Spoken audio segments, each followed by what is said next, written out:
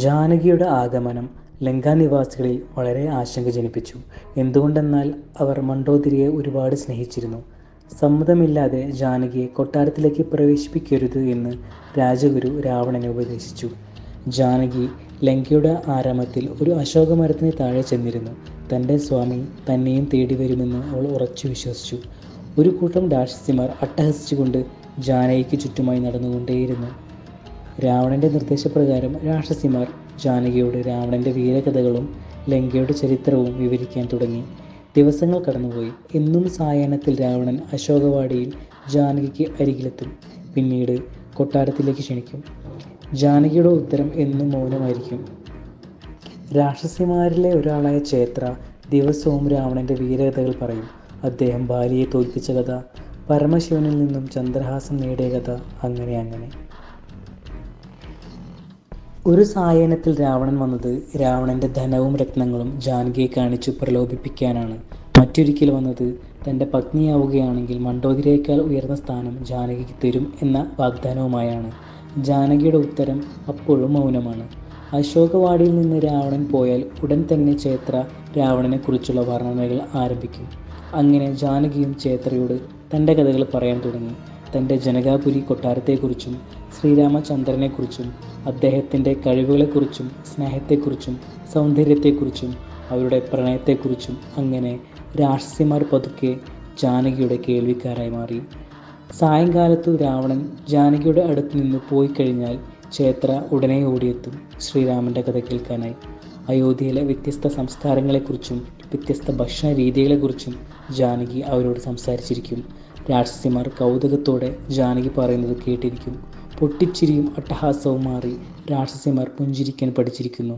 അവരും ജാനകിയുടെ പ്രിയ തോഴിമാരായി മാറി. ജാനകിയെ ഏതു വിധേനയും തൻ്റെ പത്നിയാക്കണം എന്ന ലക്ഷ്യം മാത്രമേ രാവണന് ഉണ്ടായിരുന്നുള്ളൂ. ഒരു ദിവസം രാവണൻ തൻ്റെ രുദ്രവീണ വായിച്ചു. രാവണൻ തന്നെയാണോ വീണ മീട്ടുന്നത് എന്ന് ജാനകി ചിന്തിച്ചുപോയി. അത്രയും മനോഹരമായിരുന്നു ആ സംഗീതം. കഠോര മനസ്സിൽ നിന്നും ഇത്രയും മൃദുലമായ സംഗീതം. ജാനകി അറിയാതെ രുദ്രവീണനാദത്തിൽ ലയിച്ചുപോയി. ജാനകി തൻ്റെ വീണവായനയിൽ ആസ്വദിക്കുന്നുണ്ടെന്ന് മനസ്സിലാക്കിയ രാവണൻ രുദ്രവീണയിൽ ഒരു പ്രണയ സംഗീതം തീർത്തു. വീണ വായിക്കുമ്പോൾ ജാനകിയുമായുള്ള സംഗമ നിമിഷങ്ങൾ രാവണൻ മനസ്സിലോർത്തു. പക്ഷേ ജാനകി ചിന്തിച്ചിരുന്നത് തൻ്റെ ശ്രീരാമനുമായുള്ള ഓരോ നിമിഷങ്ങളായിരുന്നു. സീതാരാമ വിവാഹവും വനവാസവും, അങ്ങനെ ഒരുപാട് ഓർമ്മകൾ. ജാനകി രുദ്രവീണാനാദം ആസ്വദിക്കുന്നുണ്ടെന്ന് മനസ്സിലാക്കിയ ചേത്ര ജാനകിയോട് പറഞ്ഞു, രാവണൻ ഒരു കൗശലക്കാരനാണ്, വളരെ ക്രൂരനും. ജാനകിയെ സ്വന്തമാക്കാനായി ഏതറ്റം വരെയും അയാൾ പോകും, സൂക്ഷിക്കണം. കുറച്ച് സമയത്തിന് ശേഷം രുദ്രവീണയുടെ നാദം നിലച്ചു. പിറ്റേന്ന് രാവിലെ മുതൽ ചേത്രയെ ആരും കണ്ടിട്ടില്ല. ദിവസങ്ങൾ എത്ര കടന്നുപോയെന്ന് ജാനകിക്ക് അറിയാമായിരുന്നില്ല. പക്ഷേ ഋതുക്കൾ മാറി മാറി വരുന്നത് അവൾക്കറിയാമായിരുന്നു. വളരെ ശൈത്യം വന്നിരിക്കുന്നു. അന്ന് ലങ്ക പതിവിലും നേരത്തെ ഉറങ്ങി. അശോകവാടി വളരെ തണുത്തുറഞ്ഞിരുന്നു.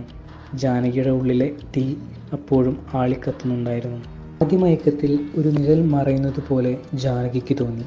ജാനകി ഉറക്കത്തിൽ നിന്നും കൺതുറന്നതും ഒരു വാനര രൂപം ഉന്നിൽ നിൽക്കുന്നു. പരിഭ്രമത്തോടെ ജാനകി ചോദിച്ചു, ആരാണ്?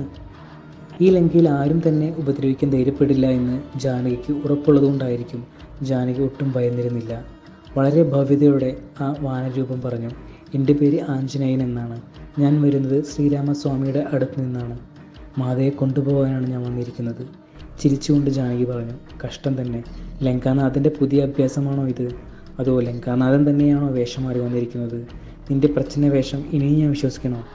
അല്ല മാതേ, ഞാൻ അദ്ദേഹത്തിൻ്റെ പക്കൽ നിന്നാണ്.